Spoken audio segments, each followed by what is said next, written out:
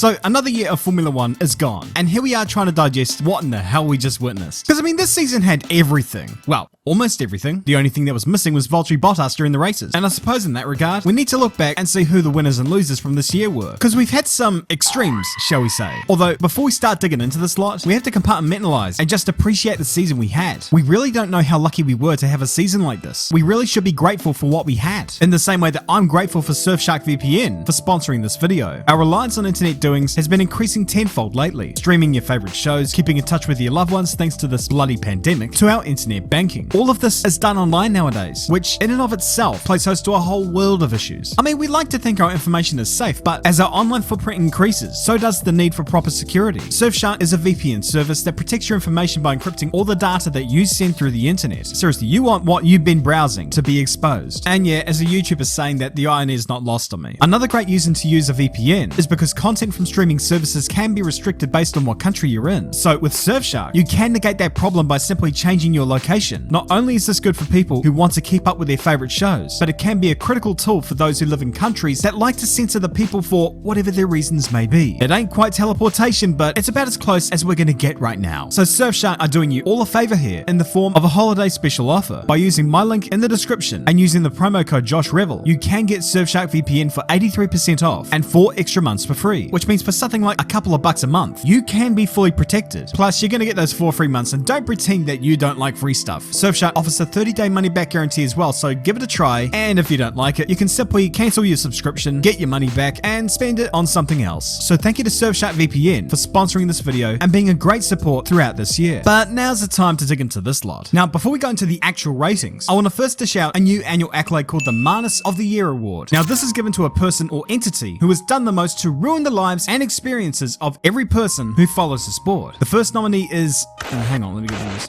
Right, the first nominee is Michael Masi for failing to bring out a yellow flag and safety car in time for Lance Stroll's crash in Baku, as well as having to be told to bring out a red flag for Max Verstappen's crash by their own bloody team. Second nominee, Michael Masi for deciding in the final race of the year, with a handful of laps to go under the safety car, not to allow lap cars through, then to allow them through after all. But not all of them, for a one-lap duel for TV, ruining an amazing season of racing for at the very least one half of the audience. And the final nominee is, surprisingly enough, Michael Masi, for in the main being a nuisance this year with regards to decisions and safety. This dude perhaps needs more minions around him, as crazy as that may sound. And so the winner of the 2021 Manus of the Year is, as you probably would have guessed by now, F1 Twitter.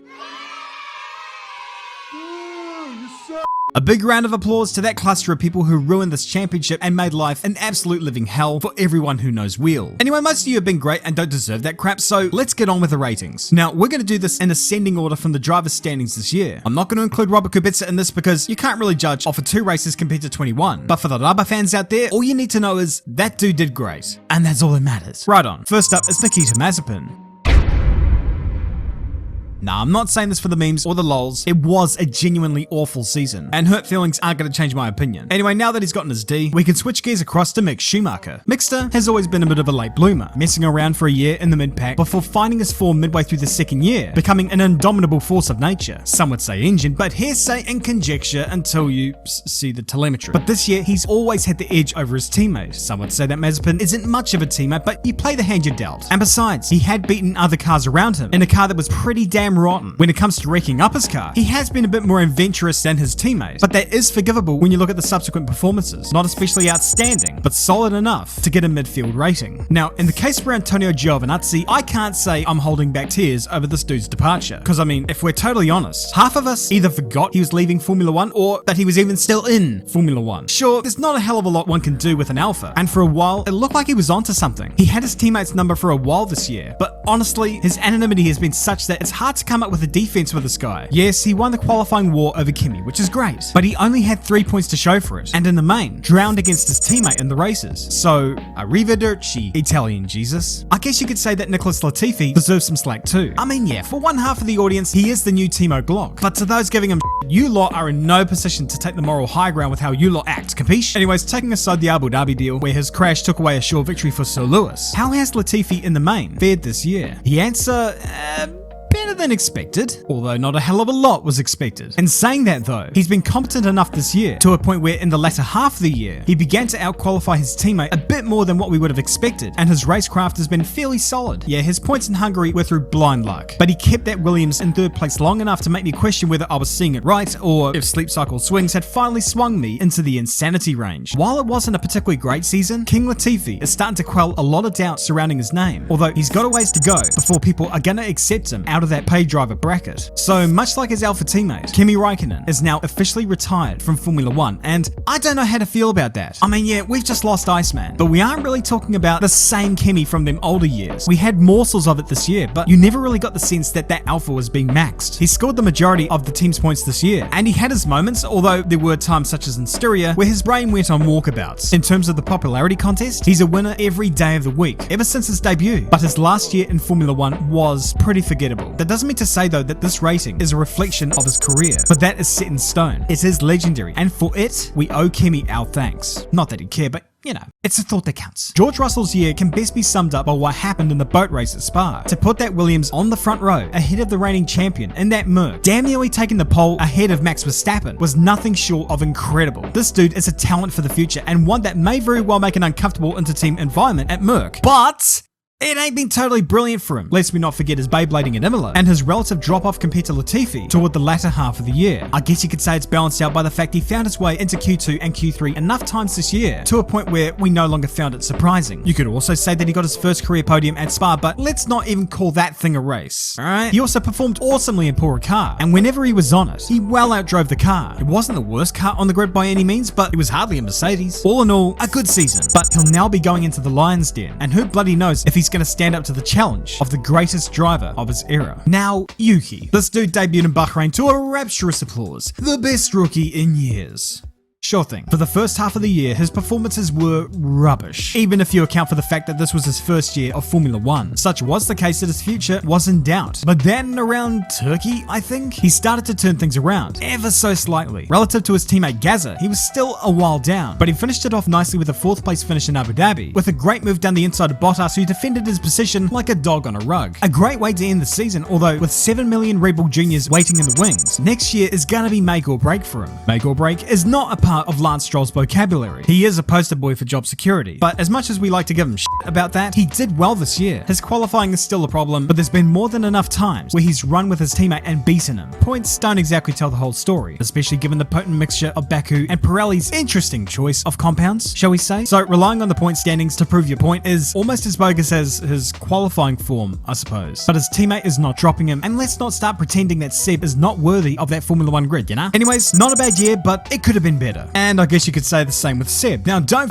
at me over this. Yeah, his performances in Monaco, Baku, and Hungary were mustard, but there were a lot of times where he struggled against his teammate who a lot of people regard as mid. Well, first off, Lance isn't as as some people think he is, so let's get that out of the way. But Seb is also nestling himself into a new team and does deserve a bit of breathing space. Overall, it's clear to see the influence he's made within the team, and it has worked to their benefit, even if the team's form has fallen faster than Formula 1 stock in the days after Abu Dhabi. But ultimately, consistency hasn't been there for him, even if you account for all the technical mishaps. And with Big Daddy Stroll investing money rivaling GDPs of entire countries into the Aston Martin venture, you'd hope that form would return soon. Next year will be a crucial one for both he and Aston Martin. I don't think any one of us expected Esteban Ocon to get his first victory in Hungary this year, but that's what happened and here we are now. Last year, Ocon was lambasted for being demolished by Honey Badger for most of the year, but he's proven this year that he can go toe-to-toe with them all and achieve the results he deserves. Although that Hungary win was totally out of the blue and came courtesy of my mid-clone, it was still a remarkable drive, and he kept performing throughout the year, with his performance in Jeddah being valiant. This was hardly a year to scoff at. It's one he can be proud of. He was sometimes overshadowed by his teammate, although that doesn't mean to say that Fernando Alonso has lost much of his shine. A lot of times this year, Senor Eyebrows put himself on stage and reminded us all why he's still so revered. Hungary proved he's still got some piss and vinegar in his veins, and his return to the podium in Qatar warmed the hearts of all those around the world as Alpine was in full effect. Overall, Alpine has a strong lineup going forward. What remains to be known is whether the team can fulfill the potential that is there. You'd have to say that with some of the driving this year, especially with Nando, there's defo some promise there. Gaz's 2021 campaign has been somewhat under the radar in a way, always achieving fine results to the point where while his teammate only scored a mere 32 points. Gazza scored 110. Yeah, he's got the experience, but he used that to such great effect. His podium in Baku was a little haphazard in nature, but screw it, you gotta pick up the chances that come to you. And in the main, his results have been amazingly good. To be stuck in AlphaTauri limbo may not be what he needs, and maybe branching out will do him a world of good. Until then, however, he's doing good enough. But for Daniel Ricciardo, a year of drowning probably wasn't on the agenda. The start of the year was horrible for him, and he struggled to get used to the handling characteristics of the car. The results were dreadful, and he was miles behind Lando. Although you do have to give the dude time, and I thought, man, give him until around Belgium and he'll be fine. In Belgium, he qualified on the second row of the grid, and 2 rounds later, he would win the Italian Grand Prix, taking his first win since 2018 and McLaren's first win since 2012. Toward the latter half of the year, it looked like he was starting to match Lando in terms of results, even if the McLaren was starting to give up on them both toward the end of the year. In any case, not a great rating for Honey Badger, but the promise is there. Charles Leclerc's biggest problem this year was his habit of racing on the first lap as if he was high on angel dust. Otherwise, if he could survive the first lap without picking up punctures or front wing damage, he can be remarkably effective. Almost winning the British Grand Prix was nothing short of incredible, and he definitely had the upper hand on his teammate in terms of results, even if one finished ahead of the other. Nonetheless, 2 pole positions were there, and maybe if luck was on his side, he could have scored a couple more podiums that year to match his teammates, and maybe finished ahead of him in the standings. But hey, that's the way the ball bounces, and he will need to be consistent next year if he is to fulfill my prediction of him becoming the 2022 World Drivers Champion. If there was one breakout star this year, it had to be Lando Norris. And don't worry, I ain't gonna Ed Straw myself and say this dude was better than sliced bread or none. But the first half of the season for Lando was outstanding. Not everyone thought he would have the measure of a Honey Badger, but that was exactly the case. And with 4 podiums to his credit, he deserves all the kudos in the world. When McLaren fell off toward the end of the year, it did hurt his chances of finishing higher up the order, but he did make his impression. And his outing at Sochi was awesome, even if he did find out the hard way that slicks aren't the best compound when driving in a lake. His former teammate is also deserving of some praise. Charles Leclerc is the golden boy of Ferrari, and I don't think anyone can dispute that. But with Carlos Sainz coming in this year, he was always going to be kept on his toes. And he was. He completely flew under the radar, with his results a lot of the time eliciting the reactions of,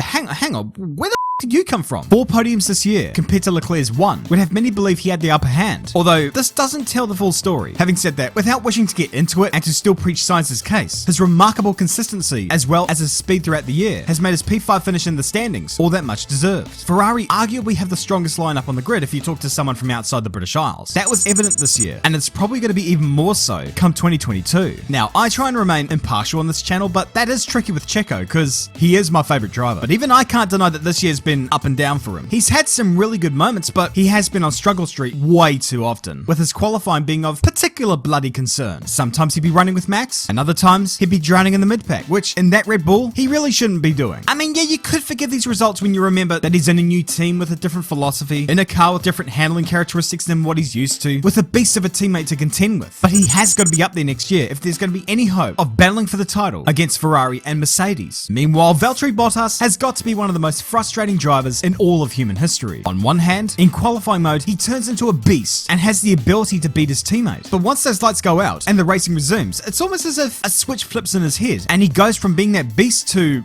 being Sarah Jessica Parker in South Park.